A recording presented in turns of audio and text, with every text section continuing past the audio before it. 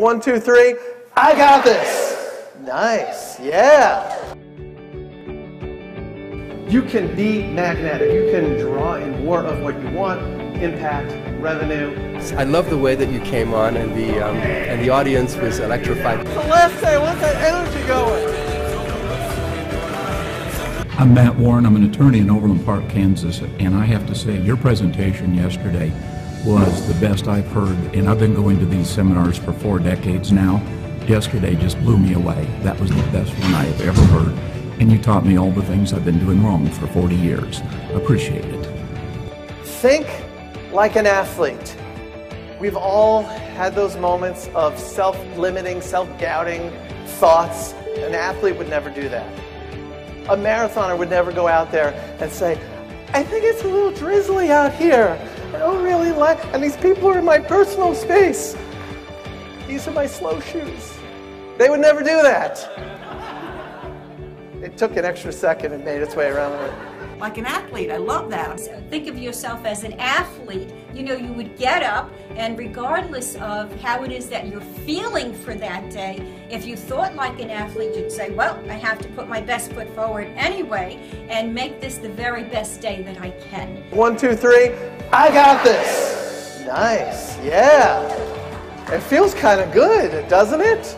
That's way better than, I don't know, it's drizzling. I hope it's not drizzly in here. Think like an athlete. I'm going to get myself going, and that's like, oh God, I got to go to work. I'm going to get there and go, and that'll be it. And giving it a 5% tweak to make it completely irresistible. The reason I thought it was so fabulous is it was interactive. What was the point of the story? You were able to draw us in. If you do this for 2 minutes, the cortisol, your stress hormone, will go down. Keep doing it. And testosterone goes up. That means you're going to feel less stressed and more powerful. That's pretty cool, right? So you explain how to do things, which is really important. There's this one system that many people use. Many of you in the room might have used it, and it's called winging it. Winging it is not a system. Then you actually made us do it. You will have a chance to customize everything that I'm saying while you're all sitting there. So we thought about it. It wasn't on our to-do list. It was something that this is how you do it. Please give it a try. Then we're going to brainstorm about it, and we actually went home with a product. And that is so huge. These strategies come from my background, obviously, as a communication consultant. Lean in, everybody. Lean in, indulge it. Ah! All right, no, we don't. He brings humor. He brings real content, real value. Be memorable. If you use stories, people will connect to you. I didn't say, pay attention, there'll be a quiz later, right? But you had 100% retention. You proved to us what you were teaching us by at the beginning misleading us into something innocent. And I had all sorts of job titles: producer, assistant producer, associate producer, desk assistant, desk runner. And then actually proving to us that the data dump really does the work. What are some of those job titles? It got so quiet. And reminding us that these little stories are really what tweaks our mind, and we actually memorized it 100%. And you did it in such a way that really inspires me to present like that. Green hat, we remember the exact color of the hat. Hair like what? Lines in his face, dirt in the lines. And what was the brand of beer? Heineken. That's being memorable. It was compact, it was fun, it was emotionally gripping, it was smart. Talking about your life stories, things that happen on an everyday basis that are funny, that are sad, whatever, and bringing that as part of your presentation to others, because everyone loves when a presenter is authentic. And that's what Jess is. He is uniquely authentic in everything that he does and everything he brings to us. But the way I cut my teeth as a communication professional was not working in that communication field. It was doing a very specialized type of public speaking called stand-up comedy. I'm glad that now in this part of my life I can get a laugh just by saying that. It was hard to go out there and do that. And I get the mic way up here, and I tap it a few times, and I said, all right, You ever notice, I used to do a lot of that, you ever notice material. It's popular. You ever notice how, and I get 7 seconds into this thing, and a guy in the 3rd row stands up. They don't usually stand up for you. They shouldn't probably be standing up for you if you haven't said or done anything. But he stands up, and he looks at me and he says, almost that. It's almost that. And he says, shoulda rants. And I said, shoulda what? And he says, shoulda rants. I should point out this means nothing in any language. Which makes it hard if you're going to come up with snappy comebacks. You know, I don't like your face. You know, why do you shoulda what? Shoulda what?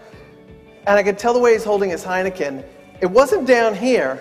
It was a little bit further back. Shoulda rants, shoulda rants. So I'm thinking, okay, I don't like your faces out. I won't do that one. You know, you all oftentimes walk away with many different things, but there's a few nuggets that I've never heard from anyone.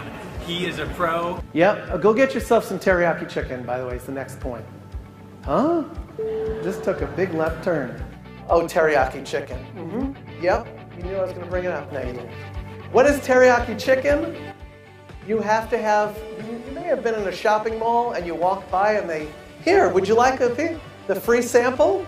And what happens? Oh, I don't really, well, maybe I'll just have one over here. What happens 2 minutes later? I'm sitting there eating teriyaki chicken. Give something to people. And give to give, don't worry about the other side.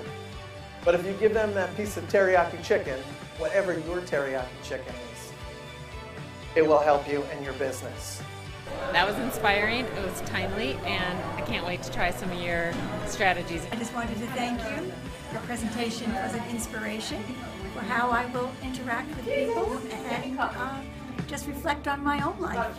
Everything that you just said is something that I can definitely apply to everything that I'm doing just as a college student. I'm here on a scholarship to be at this conference right now, and it was just something, like the most impactful thing that I've heard was like these past few days. Celebrate small victories.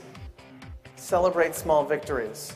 When we were kids, we would get the old gold star, and it made us feel good.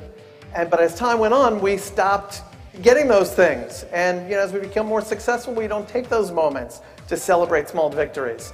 Salespeople will sometimes have a bell, ding, we made a sale, ding. You need to do something that works for you. I have something that I like to do that makes me feel good when I close a big deal or something great happens, because those moments they'll go like that. And maybe you can stand up, because I want you to be a part of this. I want you to experience this. So everybody stand up. I like to have a 1-minute dance party. That's right. You can do it anytime. Come on, you can do it just like this. One hand. Go like that. Let's get it started in here. Let's get it started. Let's get it started in here.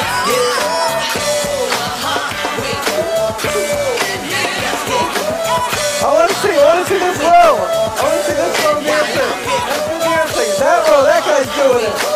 That's good. One more dance party. Up on a chair. That's right. Do it.